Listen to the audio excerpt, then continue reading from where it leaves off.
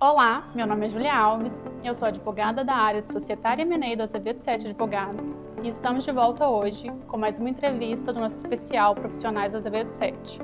Estão comigo aqui hoje a Vitória Miranda, advogada plena da nossa área, e a nossa convidada e cliente, Marina Alves, Head Jurídico e de Compliance do Grupo Pulsa, o maior grupo de banco de sangue da América Latina.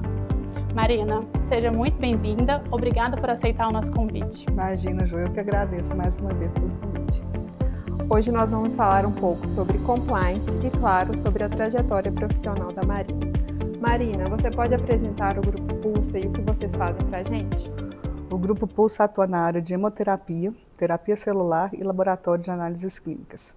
Como a Ju adiantou, a gente está presente em mais de 18 estados no Brasil. Somos o maior banco de sangue da América Latina e, quem sabe, do mundo. Mari, e dentro do Grupo Pulsa, qual é o seu papel? O que você coordena no dia a dia? Eu estou no Grupo Pulsa desde o começo, eu entrei no começo de 2018, né?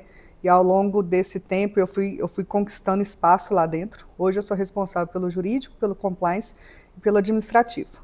Então a minha atuação é uma atuação que eu estou junto com as diretorias, junto com o conselho, junto com as operações, com os outros gerentes. Eu acho que o papel que eu conquistei nesse tempo, né, trabalhando perto das operações, acaba que faz com que o jurídico não seja um departamento engessado. Ele faz parte da operação. Nós sabemos que o Grupo Pulsa é resultado de diversas aquisições pelo Brasil, inclusive da fusão de 2 grandes grupos de hemoterapia, e que você construiu praticamente do zero o compliance. Eu queria que você contasse para a gente um pouco melhor como é que foi fazer isso sozinha, do zero, como que foi a sua experiência, e explicasse para a gente por onde você começou. Bom,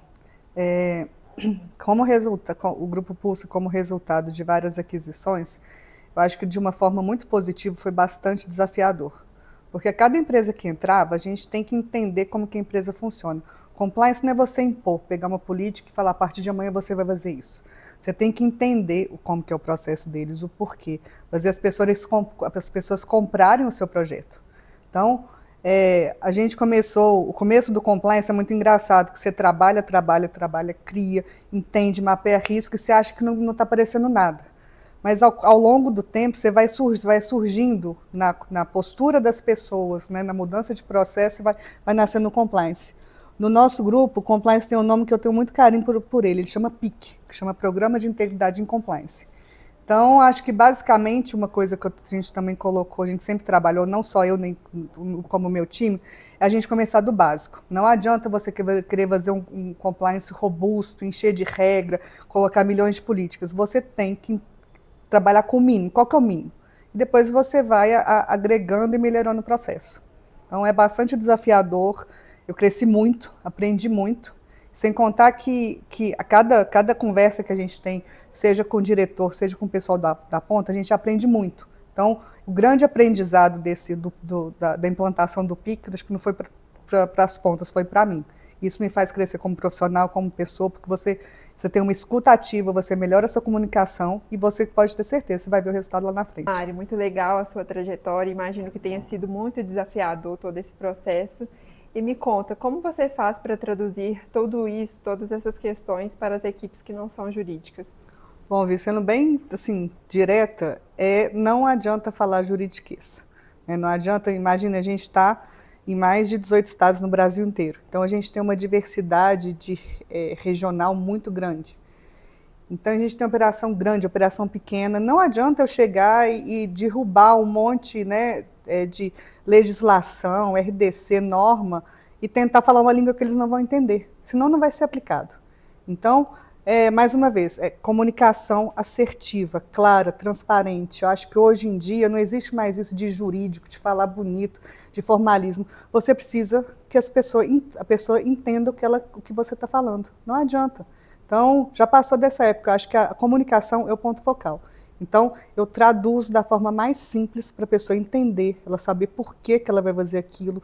Porque, no final das contas, principalmente pensando em compliance, pensando numa fiscalização, numa auditoria, quem vai estar recebendo o pessoal é o pessoal da ponta, não sou eu. Então, se eles não entenderem o porquê, a importância daquilo, não vai ter o resultado que a gente espera. E nesse processo, teve algum momento que você sentiu que foi uma virada de chave, que você percebeu que o programa tinha saído do papel para efetivamente virar a cultura do grupo? Como que foi perceber isso? Eu acho que a virada de chave foi quando as pessoas começaram a procurar o time do compliance antes do problema acontecer. Quando você vê que o compliance ele saiu do papel, ele virou uma cultura. Um exemplo que eu gosto de dar foi a implantação da LGPD. Na nossa empresa, a gente antecipou a LGPD do PIC. Então, no começo, a gente foi antes da fusão, então éramos 14 empresas, né, ainda bem distribuídas no Brasil, e no começo a gente tinha a ilusão de querer padronizar tudo. Nós vamos padronizar, vamos criar termo, só que aquilo a gente não saía do lugar, Quando a gente começou, a minha chave, né, começou a virar e falou, gente, não adianta eu querer padronizar, eu preciso estabelecer critérios e fazer com que as pontas obedeçam a esses critérios. Aí eu vou ter um compliance, né, vivo no dia a dia. Então, quando você vê que as pessoas começam a te procurar antes do problema acontecer, começam a te procurar para rever processo, para trazer melhoria, aí você vê que o compliance ele saiu do papel e ele virou uma cultura da empresa. E isso é muito gratificante. Marina, e nesse mês da mulher, a gente não poderia deixar de trazer uma pergunta super especial. Existe alguma mulher na sua vida pessoal, profissional, que foi exemplo de liderança para você? Bom, eu acho que não tem uma específica. O que eu busco me inspirar é na postura, assim, não só de mulheres que estão na mídia, mas mulheres que trabalham comigo, que são minhas amigas, minha família, enfim. Mas o que mais me marca e me faz seguir o meu caminho é a gente consegue fazer tudo com uma leveza. E não é leveza porque a gente é mulher, não é leveza no sentido frágil. Acho que a questão é a gente tem uma inteligência emocional e a gente consegue trabalhar isso de uma forma muito melhor. Então, eu acho que o que me inspira é isso, é você ser firme, com leveza, ter inteligência emocional e, principalmente, apoiar umas às outras, estimular, sabe, ser plateia para suas amigas, seus colegas de trabalho. Então, para a gente encerrar, eu queria que você deixasse uma dica. O que você diria para uma advogada que está começando e gostaria de chegar onde você chegou? Não digo em termos de carreira, mas de posicionamento dentro da empresa, de ser um símbolo, de ter representatividade, de ser ouvida. Como chegar até lá? Bom, eu acho que o primeiro ponto seria saia do técnico. Saia de cima do formalismo, da legislação, entenda a operação, conheça as pessoas, escute as pessoas, tenha empatia pelo que aquela área está vivendo. Dentro de uma empresa, principalmente, não existe nenhum departamento isolado, tudo é um ciclo. Então, eu na minha cadeirinha aqui de jurídico, de compliance administrativo, não adianta eu querer que o financeiro faça as coisas se eu entender as necessidades dele, as dores dele. Então, acho que não só no mundo profissional como pessoal, empatia, comunique-se bem, sabe? Tenha respeito pelo que a pessoa está vivendo, se dedique, sabe? Entenda e dê seu coração. Dê seu coração que quando você trabalha com o que você ama, você tem sucesso, com toda a certeza do mundo. Ari, foi um prazer te receber. Muito obrigada por topar participar desse bate-papo com a gente. Ficamos muito felizes com a sua presença aqui e esperamos te ver outras vezes.